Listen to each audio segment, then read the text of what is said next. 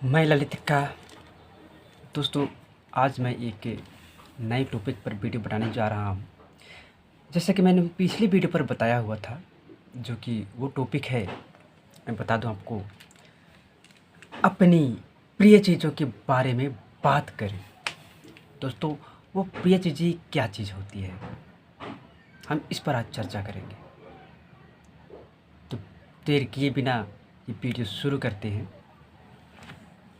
और बता दूं, जो कोई भी मेरी से मोटिवेशनल वीडियो पर नए होंगे, फटाफट से सब्सक्राइब कर दें और बेल आइकन की जो घंटी होगी उस पर प्रेस कर दें, ताकि मेरी वीडियो आपके पास सबसे पहले पहुंच पाए। दोस्तों देर किए बिना हम शुरू करेंगे। अपनी प्रिय चीज़ों के बारे में बात करें। जब आप आर्थिक तंगी,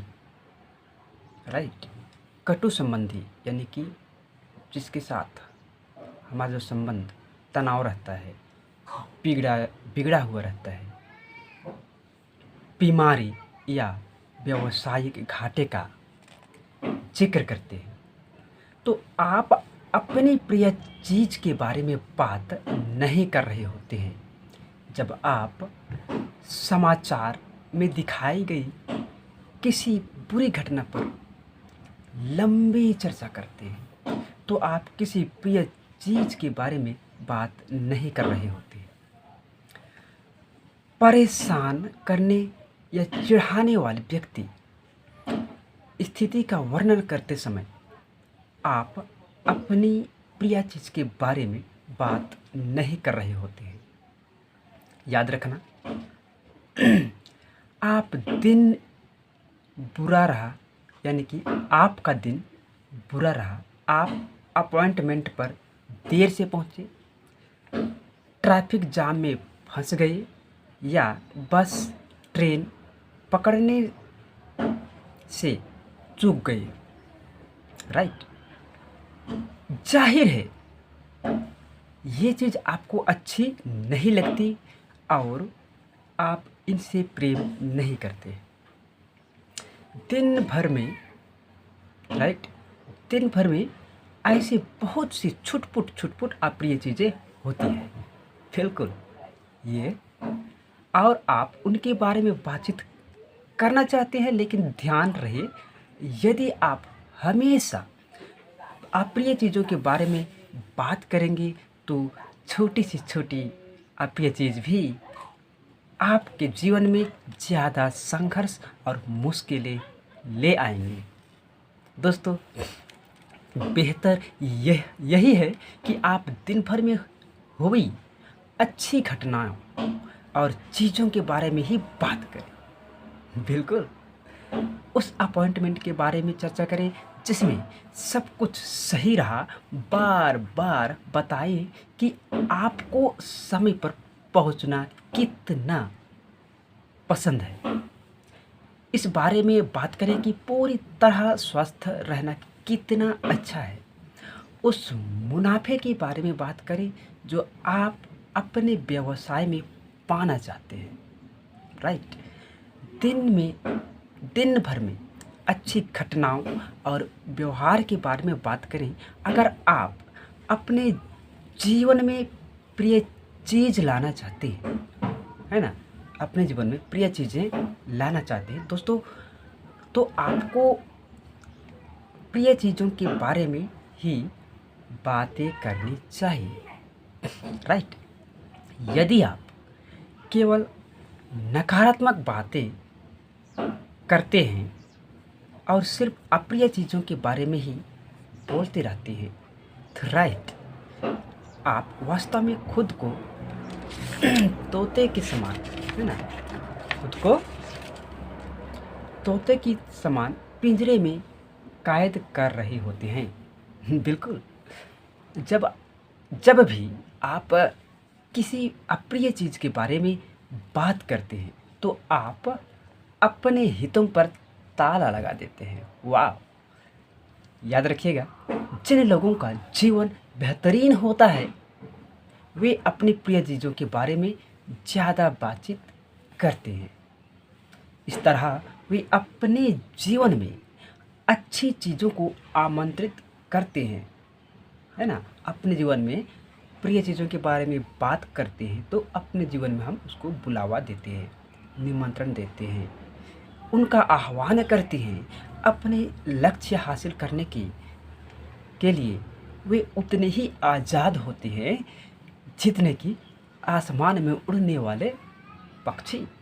वो कभी मतलब परतंत्र नहीं रहता, वो स्वतंत्र रूप से उड़ती है आज़ाद आसमान में, मतलब खुले आसमान में। दोस्तों, यदि आप अपने जीवन को बेहतरीन बनाना चाहते हैं तो उस पिंजरे की छड़ें तोड़ दें, है ना, जिसमें आप कैद हैं। हमेशा प्रेम दें, केवल प्रिय चीज़ों के बारे में ही बात करें। प्रेम आपको मुक्त कर देगा। बिल्कुल याद रखिएगा दोस्तों, मैं रिपीट करता हूँ, प्रेम आपको मुक्त कर देगा, प्रेम आपको मुक्त कर देगा। मैं तो लाइन सुनाना चाहूँगा जो ईसा मसीह ने कहा है लगभग 30 ईस्वी में, जो कि ईसाई धर्म के संस्थापक माने जाते हैं। ये यूहन्ना के अध्याय 8 पद संख्या 32 में ये लिखा हुआ पाएंगे। कहते हैं, तब तुम सत्य जान जाओगे और सत्य तुम्हें मुक्त कर देगा। रिपीट करूँगा, तब तुम सत्य को जान जाओगे और सत्य तुम्हें मुक्त कर देगा।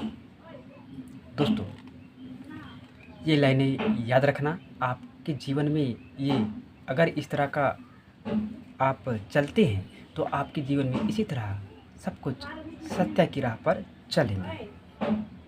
दोस्तों, प्रेम की शक्ति के लिए सब कुछ संभव है।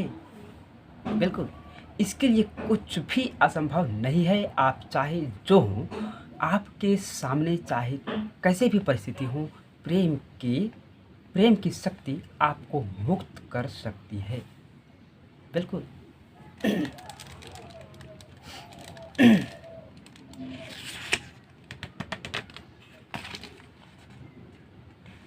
दोस्तों, इस तरह से मैं एक घटना बताऊंगा जिससे हमें कुछ संदेश मिलेगी। मैं एक महिला को जानता हूं जिसने सिर्फ प्रेम के सहारे खुद को कैद करने वाली छड़ें तोड़ी थी, है ना।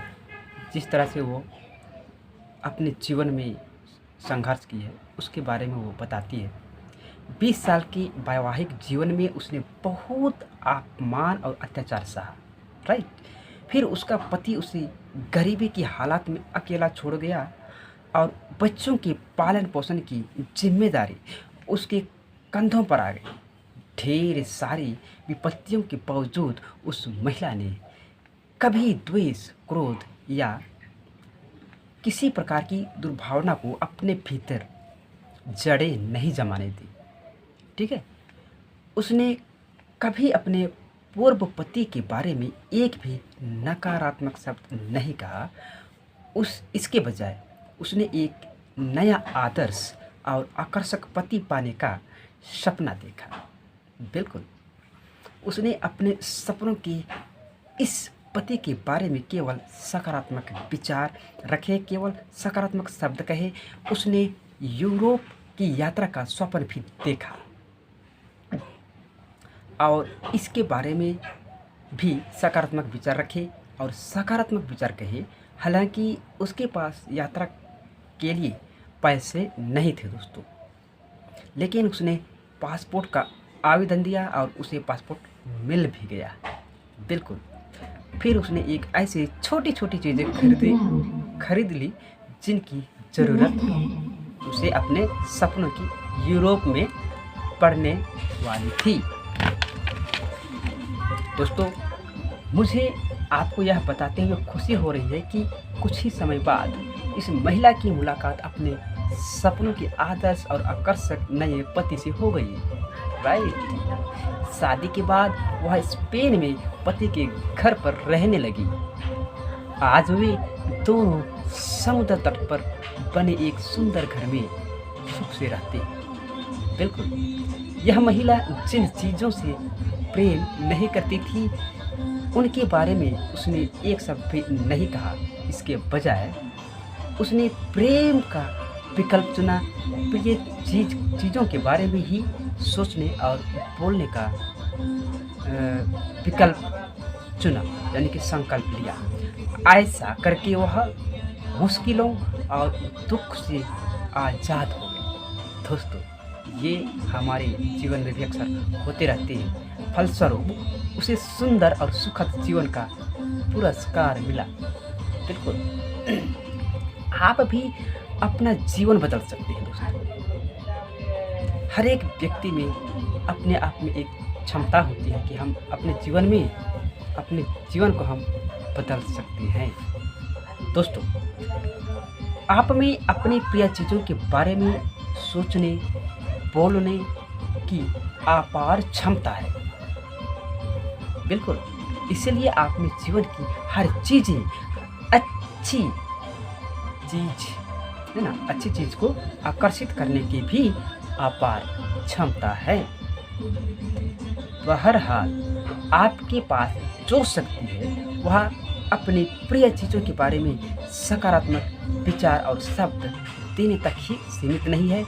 आपकी शक्ति इससे भी ज़्यादा बड़ी है, क्योंकि आकर्षण का नियम आपके विचारों भावनाओं प्रतिक्रिया कर रहा है ना, आपके विचारों और भावनाओं पर प्रतिक्रिया कर रहा है। वो अभी भी काम करता है। प्रेम की शक्ति का दोहन करने के लिए आपको इसे प्रबलता से महसूस भी करना होगा। आपको महसूस भी करना होगा, ये बात को भी याद रखेंगे। प्रेम की नियम है ना, प्रेम नियम की एक परिपूर्णता है। रिपीट करूँगा, प्रेम नियम का एक परिपूर्णता है, जिसे कहते हैं संत पाउल, जो ईसाई धर्म गुरु माने जाते हैं। लगभग ये 5 से 67 ईस्वी तक रहे। ये प्रेम नियम की परिपूर्णता है।